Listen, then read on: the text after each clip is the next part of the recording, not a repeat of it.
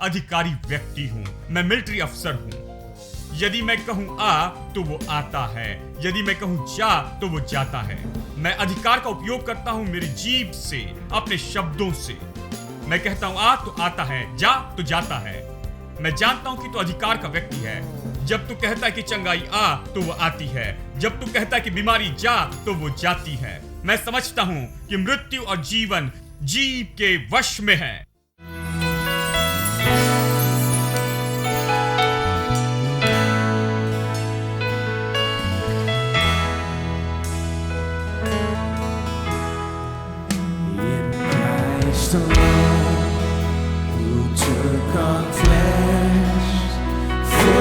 Of God in helpless faith, this gift of love and righteousness, scorned by the ones He came to save. Till on that cross, as Jesus died, the wrath of God was satisfied. For every sin on Him was laid, sharing the death of Christ. Sam P Chalodare के द्वारा आयोजित full gospel bible college के admissions अभी आपके लिए उपलब्ध हैं। कक्षाएं 12 जनवरी 2015 से शुरू होंगे। अधिक जानकारी के लिए full gospel bible college, post box number 494, Chennai 7, screen पर दिखाए जा रहे फोन नंबर और ईमेल के द्वारा आप हमें संपर्क कर सकते हैं।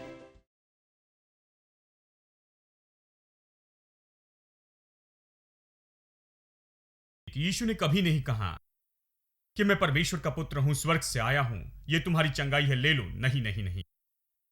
अक्सर जानते उसने क्या कहा? तुम्हारे विश्वास ने तुम्हें चंगा किया है। क्या आपने गौर किया? उसने नहीं कहा कि मैं यीशु हूं इसलिए तुम चंगे हुए। क्या उसने ये कहा मैं यीशु मसीह परमेश्वर का पुत्र हूं इसलिए तुम चंगे हुए? उसने कभी ये नहीं कहा। मेरे दोस्तों, इसे पढ़िए। उसने कभी नहीं कहा कि मैं स्वर्ग से आया हूं और मैं परमेश्वर का पुत्र इसलिए तुम चंगे हुए। नहीं, उसने कहा तुम्हारे विश्वास ने तुम्हें चंगा किया। इसका अर्थ है यदि विश्वास करो तो सब कुछ संभव है। यदि विश्वास है तो यह आपका है, क्योंकि यह आपको पहले दिया गया है। बस इसे लेना है, इसे विश्वास से ले ले। यही पूरी बात है। देखिए, तुम्हारे विश्वास ने तुम्हें चंगा किया है। मेरे साथ निकाले मत्ती का सुसमाचार अध्याय 12 वचन 10। देखो, वहां पर एक मनुष्य था जिसका हाथ सूखा हुआ था। यहां मैं वचन 9 से पढ़ना चाहता हूं। वहां से चलकर वो उनके आराधनालय में आया। फिर से वो यहूदी चर्च में गया। वहां मनुष्य था जिसका हाथ सूखा था। उन्होंने पूछा, क्या सबके दिन चंगा करना उचित है? उस पर दोष लगाने के लिए उन्होंने यीशु को देखा और इस सूखे हाथ वाले व्यक्ति को देखा और जान गए कि यीशु कुछ करेगा। वो वहां पर ऐसे ही नहीं चले जाएगा। तो तुरंत ही यीशु से सवाल पूछा, क्या सबके दिन किसी को चंगाई देना व्यवस्था के अनुसार है? और वो उस पर दोष लगाना चाहते थे। तब यीशु ने उनसे कहा, तुम में से ऐसा कौन है जिसकी एक ही भेड़ हो और वो सबके दिन गड्ढे में गिर जाए तो वो उससे पकड़कर नहीं निकालेगा? देखिए, यही कहानी बार बार आ रही है। उसने कहा, यदि तुम्हारे पास एक ही भेड़ है और वो गड्ढे में गिर जाए तो क्या तुम उसे नहीं उठाओगे? या सप्त है इसलिए उसे वहीं रहने दोगे? क्या तुम में एक भेड़ को निकालने के लिए दया नहीं है? मनुष्य का मूल्य भेड़ से कितना बढ़कर है। इसलिए सब्त के दिन भलाई करना उचित है। तब उसने उस मनुष्य से कहा, अपना हाथ बढ़ा। कोई प्रार्थना नहीं। रुकिए एक मिनट भाई, प्रार्थना कीजिए। प्रार्थना करे आंसुओं के साथ। थोड़ी भीख मांगे, थोड़ा सा रोए। नहीं, जैसे मैंने कहा, उस चीज के लिए क्यों भीख मांगे और रोए जो कि पहले से आपकी ही है। यानी हमारी प्रार्थनाएं सच में अलग होनी चाहिए। यह भीख मांगने और रोने और चिल्लाने की प्रार्थना ना हो। यह ऐसी प्रार्थना हो जो बांधती और खोलती है, जो प्रभु की चंगाई खोलती है, जो खोलती है और बीमारी को बांधती है और चंगाई खोलती है। देखिए, यह अलग होना चाहिए। आप बस भीख मांगते और रोते नहीं रह सकते हैं, क्योंकि आप यीशु का उदाहरण देखिए। वो कहता है, अपना हाथ बढ़ा और वो बढ़ाता है। बस यही। यह अद्भुत है ना? और वो दूसरे हाथ के जैसे ही सामान्य हो गया। अद्भुत है, यीशु इसे बार बार बार बार करता है। यह सब इसलिए हो रहा था क्योंकि नैतिक रूप में यह पहले से ही उनका था। अब यीशु इन बातों के व्यवहारिक पहलू में था, वो बस इसका दावा कर रहा था, बस यही। वो बस उनकी आंखें खोल रहा था, इसे लेने में मदद कर रहा था जो उनका, उसे ले ले। वो अब कुछ नया नहीं ला रहा था, वो कुछ नया नहीं कर रहा था, वो केवल उन्हें बता रहा था कि ये सब उनका है। तो तुम ऐसे क्यों हो? कम ऑन, चंगे हो जाओ, परिपूर्ण हो जाओ, ये सब। तो मेरे साथ निकाले मरकुस 9, ठीक है। भीड़ में से एक ने उसे उत्तर दिया, हे गुरु, मैं अपने पुत्र को जिसमें गूंगी आत्मा समाई है तेरे पास लाया। जहां कहीं वो उसे पकड़ती है वहीं पटक देती है, और वह मुंह में फेन भर लाता, दांत पीसता और सूख जाता है। मैंने तेरे चेलों से कहा कि वो उसे निकाल दे, परंतु वे निकाल न सके। यह सुनकर उसने उनसे उत्तर दे के कहा, हे अविश्वासी लोगों, मैं कब तक तुम्हारे साथ रहूंगा और कब तक तुम्हारी सहूंगा? उसे मेरे पास लाओ। अब इसे सुनिए, वो कहता है, हे अविश्वासी लोगों, मैं कब तक तुम्हारे साथ रहूंगा। इसे नोट करे, और फिर वो कहता है, उसे मेरे पास लाओ। तब वे उसे उसके पास ले आए, और जब उसने उसे देखा तो उस आत्मा ने तुरंत उसे मरोड़ा और भूमि पर गिर पड़ा और मुंह से फेन बहने लगा। उसने उसके पिता से पूछा, इसकी यह दशा कब से है? उसने कहा, बचपन से। बचपन से वो गूंगा और बहरा था, और उसे मिर्गी के दौरे पड़ते थे। उसने इसे नष्ट करने के लिए कभी आग और कभी पानी में गिराया, परंतु यदि तू कुछ कर सके तो हम पर तरस खाकर हमारा उपकार कर, हमारी मदद कर। यीशु ने उससे कहा, यदि तू कर सकता है, यह क्या बात है? विश्वास करने वालों के लिए सब कुछ हो सकता है। अब मैंने इसे कई बार बताया, लेकिन चलिए मैं इसे एक और बार बताता हूं। यहां रविवार शाम हम इसे देखते हैं, पिछले कुछ हफ्तों से हम ये देख रहे हैं। मैं बहुत ही उत्साहित हूं इस खास बात के बारे में। चलिए इसे एक और बार देखें, लेकिन अभी अलग तरह से देखेंगे। यीशु इस आदमी की ओर देखता है जो अपने बेटे को लाता है, जिसे यीशु के चेले चंगा नहीं कर पाए। वो उसे यीशु के पास लाया, और यीशु ने उससे कहा, हे अविश्वासी लोगों, मैं कब तक तुम्हारे संग रहूंगा? मैं कब तक? उसे मेरे पास लाओ। और फिर वो पिता से कहता है, यदि तुम विश्वास करो, यदि तुम विश्वास करो। देखिए, उसने कहा, यदि तू कुछ कर सकता है यदि तू कुछ कर सकता है, तो तुरंत यीशु कह सकता था, ओ हां, निश्चय ही मैं सब कुछ कर सकता हूं, मैं इसे कर सकता हूं। नहीं, उसने ये नहीं कहा। उसने कहा, यदि तुम विश्वास करो, यदि तुम विश्वास करो, तो विश्वास करने वालों के लिए सब कुछ संभव है। अब यहां कुछ गौर कीजिए। यीशु ने कहा, यदि तू विश्वास करे तो सब कुछ संभव है। इसका अर्थ है, यह तुम पर है, यह तुम्हारा है। तुम विश्वास करके ले सकते हो, या विश्वास ना करो और छोड़ दो। यदि विश्वास करो तो पा सकते हो। यदि विश्वास करो तो जो सब परमेश्वर ने तुम्हें दिया है उसे ले सकते हो। इस संसार में कुछ भी नहीं है जो तुम्हें उसे पाने से रोक सके। यदि तुम विश्वास करो तो पा सकते हो। हाँ, यह तुम्हारा विश्वास है। इसलिए उसने दूसरे लोगों से कहा, तुम्हारे विश्वास ने तुम्हें परिपूर्ण बनाया। विश्वास करो तो मिल जाएगा। यह तुम्हें दिया गया है तो तुम विश्वास से ले सकते हो। यदि प्रभु ने कहा कि तुम्हारा है तो तुम विश्वास करो तो यह तुम्हारा है। उसने कहा, तुम विश्वास करो। और उसने चेलों से कहा, तुम अविश्वासी लोगों। दूसरे शब्दों में उसने कहा, तुम विश्वास करना कब शुरू करोगे? दूसरे शब्दों में वो खुद इसे कर सकते थे, वो इसे कर सकते थे। उसने कहा, हे अविश्वासी लोगों, मैं कब तक तुम्हारी मदद करने के लिए यहां कब तक रहूंगा? देखिए, तुम इसे कर सकते थे, यही इसका अर्थ है। तुम इस लड़के को चंगा कर सकते थे, इस लड़के को चंगाई दे सकते थे, क्योंकि तुमने विश्वास नहीं किया। और उसने पिता से पूछा, यदि तुम विश्वास करो तो सब कुछ संभव है। अब सब कुछ क्यों संभव है? अब ये जोश का वाक्य नहीं कि आप विश्वास करते हैं तो सब कुछ संभव है। नहीं नहीं, ऐसा नहीं है। बाइबल जोश के वाक्य नहीं देती है कि आपको उत्साहित करने की कोशिश करें। नहीं नहीं, बाइबल वास्तविक है। यदि तुम विश्वास करो तो सब संभव, इसका अर्थ है कि यह तुम्हें दिया गया है। यदि चाहे तो ले सकते हो, बस यही, यह तुम्हारा है। आपको विश्वास करके लेना है। आपको बस अपने अधिकार का, सौभाग्य का उपयोग करके इसे लेना है और इसे आप पालोगे। देखिए, इस लड़के को यह समस्या बचपन से ही थी और किसी ने किसी ने उसे आकर नहीं बताया, किसी ने इस परिस्थिति को नहीं डांटा, किसी ने आकर चंगाई पाने के लिए नहीं बुलाया, उसे विश्वास के बारे में नहीं बताया। केवल यीशु ही ऐसा व्यक्ति था जिसने कहा, तुम विश्वास करो तो सब कुछ संभव है। बालक के पिता ने तुरंत गिड़गिड़ा कर कहा, हे प्रभु, मैं विश्वास करता हूं, मेरे अविश्वास का उपाय कर। जब यीशु ने देखा कि लोग दौड़कर भीड़ लगा रहे हैं, तो उसने अशुद्ध आत्मा को यह कहकर डांटा, हे गूंगी और बहरी आत्मा, मैं तुझे आज्ञा देता हूं कि इसमें से निकल आ और फिर इसमें प्रवेश न करना। अब इसे सुनिए, प्रार्थना नहीं है, वो सीधी बातें कर रहा है उस दुष्ट आत्मा से जो उसे परेशान कर रही थी और उसे मिर्गी ला रही थी और ये सब। वो उस दुष्ट आत्मा से कहता है, हे गूंगी और बहरी आत्मा, मैं तुझे आज्ञा देता हूं कि उसमें से निकला और उसमें फिर कभी प्रवेश न करना। बस यही। तब वो चिल्लाकर उसे बहुत मरोड़ कर निकल गई और बालक मरा हुआ सा हो गया, यहां तक कि बहुत से लोग कहने लगे कि मर गया। परंतु यीशु ने उसका हाथ पकड़कर उसे उठाया और वो खड़ा हो गया। यानी फिर से प्रार्थना नहीं की गई, वो बस दुष्ट को बांध रहा था, बस यही। उसे निकलने की आज्ञा दी और कभी वापस ना आना कहा। और वो चेलों से कहता कि अविश्वासी लोगों, यानी तुम खुद दुष्ट आत्मा को निकलने की आज्ञा दे सकते थे। यही इसका अर्थ है, तुम दुष्ट को निकलने की आज्ञा दे सकते थे और वो निकल जाता। तुमने नहीं समझा कि विश्वास किस बारे में है। कहता है, यदि तुम विश्वास करो तो सब कुछ संभव है। हाँ, आमेन।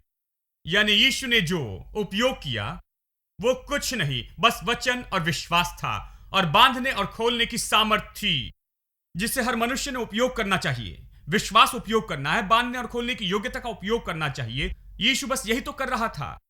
वो विश्वास का उपयोग कर रहा था, बांधने और खोलने की सामर्थ्य का उपयोग कर रहा था। वो ये सब कर रहा था जो मनुष्य को करना चाहिए, और इसी तरह से लड़का चंगा हुआ। अब देखिए मत्ती का सुसमाचार अध्याय 20 वचन 30। और दो अंधे जो सड़क के किनारे बैठे थे, ये सुनकर कि यीशु जा रहा है, पुकार कर कहने लगे, हे प्रभु, दाऊद की संतान, हम पर दया कर। लोगों ने उन्हें डांटा कि चुप कर, पर वे और भी चिल्लाकर बोले, हे प्रभु, दाऊद की संतान, हम पर दया कर। अवश्य ये लोग यीशु के अपने लोग थे, यीशु के अपने यहूदी लोग थे। ये दाऊद की संतान और ये सब कुछ पुकार रहे थे। तब यीशु ने खड़े होकर उन्हें बुलाया और कहा, तुम क्या चाहते हो कि मैं तुम्हारे लिए करूं? उन्होंने कहा कि हे प्रभु, ये कि हमारी आंखें खुल जाए। यीशु ने तरस खाकर उनकी आंखें छुई और वे तुरंत देखने लगे और उसके पीछे हो लिए। यहूदियों की भीड़ जो उसके पीछे थी, उन्होंने इन्हें डांटा, क्योंकि वो सोचते थे कि यदि तुम इस दशा में हो तो तुम इसी दशा में रहोगे। चंगाई ढूंढते न रहना, आकर स्वामी के सामने चिल्लाने की जरूरत नहीं, ये सब। लेकिन यीशु रुक गया। उसने उस मनुष्य की पुकार सुनी, वो रुक गया और उसने मुड़कर कहा, तुम्हें क्या चाहिए? उन्होंने कहा, हम चाहते हैं कि हमारी आंखें खुल जाए। और केवल उसने उन पर दया की और उनकी आंखों को छू लिया, बस यही। वो आदमी पहले विश्वास से आए थे, उसने बस उनकी आंखों को छुआ और उनकी आंखें खुल गई। यह उनका विश्वास था, उनका आना था। और यीशु केवल उन्हें वो चंगाई पाने में मदद कर रहा था जो पहले से ही उनकी थी। वो उनकी मदद कर रहा था। वो पहला व्यक्ति था उस समाज में, केवल एक ही मनुष्य था उस समय कि उन्हें बताए कि चंगाई उनकी है, कि वो आए इसे ले, मैं तुम्हें छूता हूं, इसे ले, प्राप्त कर ले, ये तुम्हारी है। अब देखिए मरकुस 1 वचन 23। उस समय उनके आराधनालय में एक मनुष्य था जिसमें एक अशुद्ध आत्मा थी। उनके चर्च में एक आदमी था जिसमें अशुद्ध आत्मा थी। हेलो, क्या आप सुन रहे हैं? वो चर्च में जाता था, इब्राहिम का बेटा था, वाचा का मनुष्य था। अद्भुत बात है, यदि आप बाइबल पढ़े, मतलब इस पर गौर करें, वो वाचा का मनुष्य है, इब्राहिम की संतान है। बहुत सी आशीषों की प्रतिज्ञा प्रभु ने लहू के वाचा के द्वारा बांध दी थी, उनसे शपथ ली थी। वो वाचा खत्म नहीं हुई थी। वो वाचा के लोग हैं। आकाश और पृथ्वी टल जाएगी लेकिन उसका वचन नहीं टलेगा। लेकिन यहां ये लोग थे जो प्रभु का वचन नहीं जानते थे। वो प्रभु के वचन को थाम नहीं रहे थे और वचन उनके पास आ रहा था। यीशु जो वचन था उनके मार्गों में चलते हुए आ रहा था। और यहां आराधनालय में एक मनुष्य दुष्ट आत्मा से भरा था। वो यीशु से कहता है, उसने चिल्लाकर कहा, यीशु नासरी, हमें तुझसे क्या काम? क्या तू हमें नष्ट करने आया है? मैं तुझे जानता हूं, तू कौन है? क्या तू हमें नष्ट करने आया है? मैं तुझे जानता हूं तू कौन है। परमेश्वर का पवित्र जन है। वो यहां पर धार्मिक भाषा बोलता है। वो दुष्ट आत्मा से भरा था, जानता था कि यीशु कौन है, जानता था कि यीशु परमेश्वर का पुत्र है और ये सब जानते हैं। यीशु ने उसे डांट कर कहा, चुप रहे और इसमें से निकल जा। तब अशुद्ध आत्मा उसको मरोड़कर और बड़े शब्द से चिल्लाकर उसमें से निकल गई। अब इसे सुनिए। अब वो आराधनालय में गया। अक्सर वो वहां जाता था। किसी ने उसे नहीं बताया, तुम इब्राहिम के बेटे हो, तुम्हें दुष्टात्मा से ग्रस्त नहीं होना है। किसी ने उस दुष्टात्मा को निकलने के लिए नहीं कहा, किसी ने नहीं बांधा, किसी ने नहीं खोला, और किसी ने उस परिस्थिति से नहीं कहा, और किसी ने कोई आशा नहीं दी, किसी ने नहीं बताया कि उसे अच्छा होना चाहिए। यह दुख की बात है जब आप चर्च में जाते हैं और आपको नहीं बताते हैं कि तुम्हें अच्छा होना चाहिए। यह तुम्हारा अधिकार और सौभाग्य है। प्रभु पर विश्वास करो, यदि तुम विश्वास करो तो सब कुछ संभव है। यदि यह बताया न जाए तो वहां रहना दुख की बात होगी। देखिए, आप क्यों ऐसी जगह जाना चाहेंगे जहां वो बताना नहीं चाहते कि आप चंगे हो सकते, कि आपके लिए सब कुछ संभव है। वो तो बस धार्मिक सभा में उपस्थित रहने के जैसे है, बस यही। देखिए, वो वहां गया और किसी ने कुछ नहीं किया, लेकिन वहां एक नए तरह का व्यक्ति था। वो वहां गया और तुरंत ही दुष्टात्मा चिल्लाने लगी और ये सब। तब यीशु ने कहा, चुप रहे और इसमें से निकल जा। अब अशुद्ध आत्मा उसको मरोड़कर और बड़े शब्द से चिल्लाकर उसमें से निकल गई। अब प्रतिक्रिया पढ़िए। अब ये चर्च में है। प्रतिक्रिया देखिए। बाइबल बहुत मूल्यवान है, मुझे बाइबल पसंद है। देखिए, आपको दिलचस्प तरीके से इसे पढ़ना होगा। अब ये चर्च है, इसे ना भूले। चर्च में ही इस पर सब लोग आश्चर्यचकित हुए, आपस में वाद विवाद करने लगे। ये क्या बात है? अवश्य अब तक किसी ने वहां किसी में से दुष्टात्माएं नहीं निकाली थी। किसी ने उन्हें नहीं बताया था कि उनके पास शैतान पर अधिकार है, उनके पास दुष्टात्मा पर सारी सामर्थ है। किसी ने नहीं प्रचार किया। अवश्य किसी ने इसके बारे में नहीं बताया था, और किसी ने भी बांधने और खोलने के इस अधिकार का उपयोग नहीं किया था। किसी ने नहीं कहा था कि यह तुम्हारे लिए संभव कि दुष्टात्मा को निकलने की आज्ञा दो और निकल जाएगा। किसी ने परिस्थिति से नहीं कहा था। इसलिए जब यीशु जैसे आदमी वहां पर आया और दुष्टात्मा को निकलने की आज्ञा देता और दुष्टात्मा निकल गई, तो सब चकित हो गए, चर्च में ही, क्योंकि उन्होंने ऐसा नहीं देखा था। मतलब मर गए होंगे, कभी ऐसे नहीं देखा था। ये क्या है? कौन सा नया सिद्धांत है ये? हां, अब देखिए, 400 साल में उनके लिए कुछ भी नहीं हुआ था। 400 साल तक आत्मिकता की कमी थी। आत्मिक शिक्षक और प्रचारक नहीं थे। इसके कारण उनका क्या हुआ? इसने उन्हें ऐसी जगह पर लाया जहां वो अपनी वाचा भूल गए, अपने अधिकार भूल गए, अपने सौभाग्य भूल गए, बांधना और खोलना भूल गए। जो उनका था उस पर जोर देना भूल गए, जो उनका था उसे लेना, विश्वास करना भूल गए। विश्वास कैसे काम करता है भूल गए। उनका पूर्वज इब्राहिम तो विश्वास का महान जन था, लेकिन ये लोग विश्वास के बारे में कुछ नहीं जानते। और यीशु ने अविश्वासी लोग कहता है, उसके लोग। उनका पूर्वज इब्राहिम था, वो विश्वास का सबसे महान व्यक्ति था, और अब उसका वंश अविश्वासी लोग थे। बहुत कम लोगों में विश्वास था। सच में जो लोग यहूदी नहीं थे उनमें बेहतर विश्वास था। इन लोगों में कुछ गलत था। याद कर, एक सूबेदार जो रोमी अधिकारी था, जब वो यीशु के पास आया और उसने कहा, मेरा दास बीमार है, तू आकर उसे चंगाई दे। यीशु ने कहा, ठीक है, मैं आऊंगा। लेकिन उसने कहा, नहीं, मैं इस योग्य नहीं कि तू मेरे घर में आए। केवल एक ही शब्द कह दे और मेरा दास चंगा हो जाएगा। यीशु ने कहा, यह कैसे है?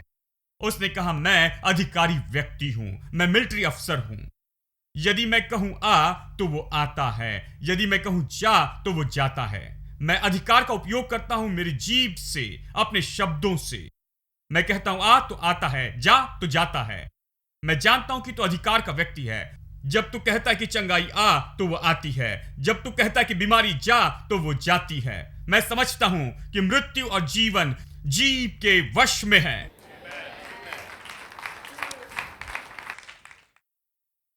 यीशु इतना चकित हुआ, उसने कहा कि मैंने इज़राइल में ऐसा विश्वास नहीं देखा। इब्राहिम की संतान इसे क्यों नहीं समझती है? इब्राहिम इसमें माहिर था, लेकिन ये लोग इतने पीछे चले गए हैं, प्रभु की वाचा को भूल गए हैं।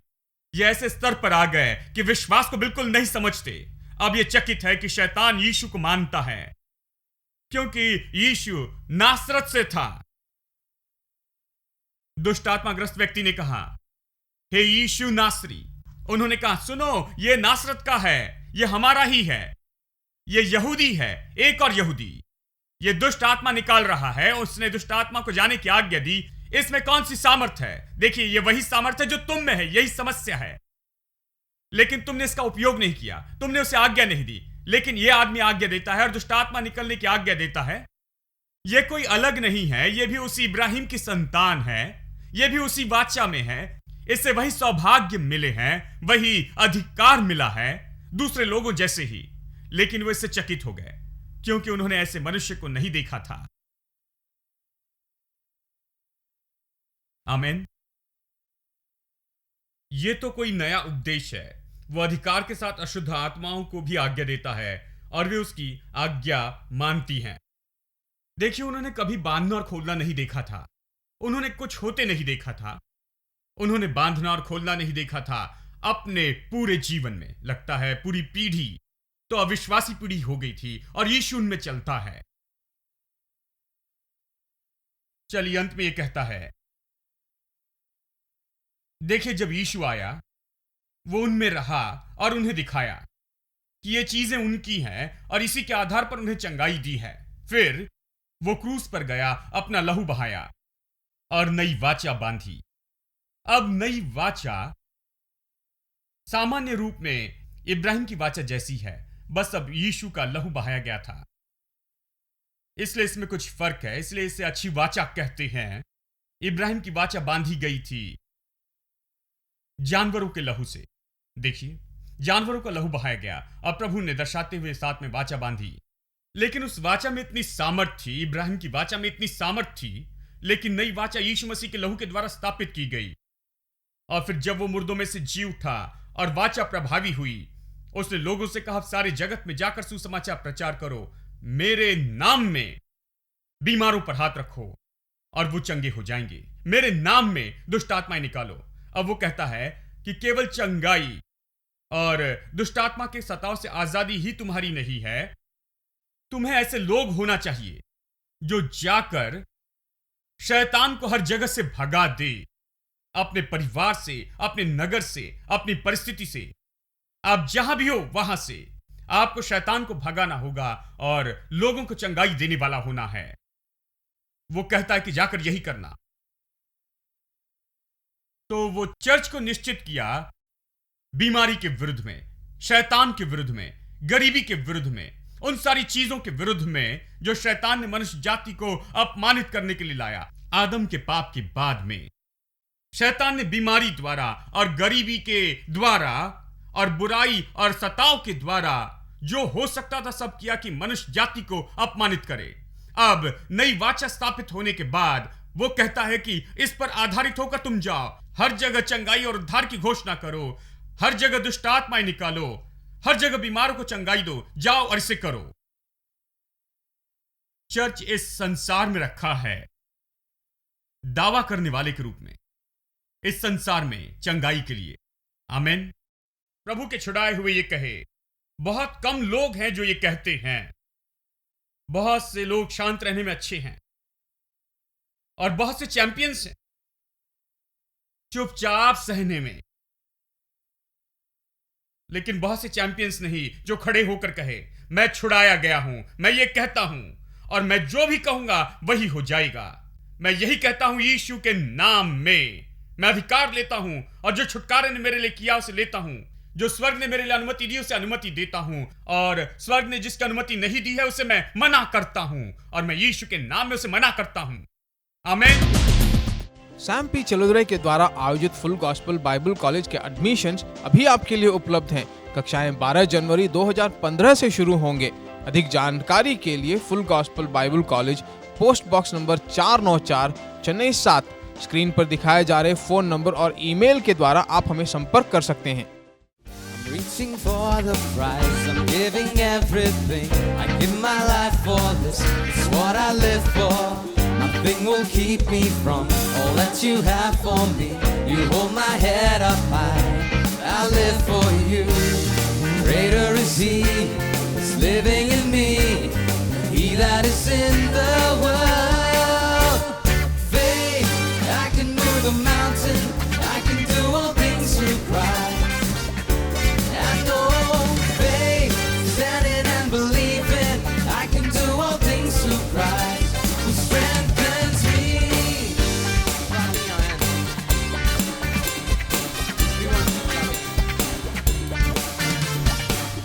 reaching for the prize. I'm giving everything. I give my life for this. It's what I live for. Nothing will keep me from all that you have for me. You hold my head up high. I live for you.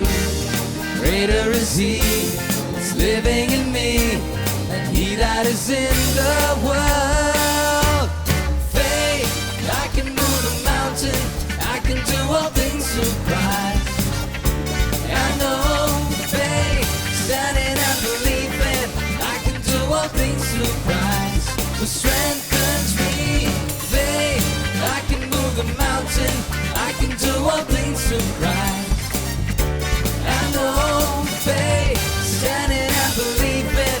I can do all things through Christ who strengthens me. Keep clapping your hands.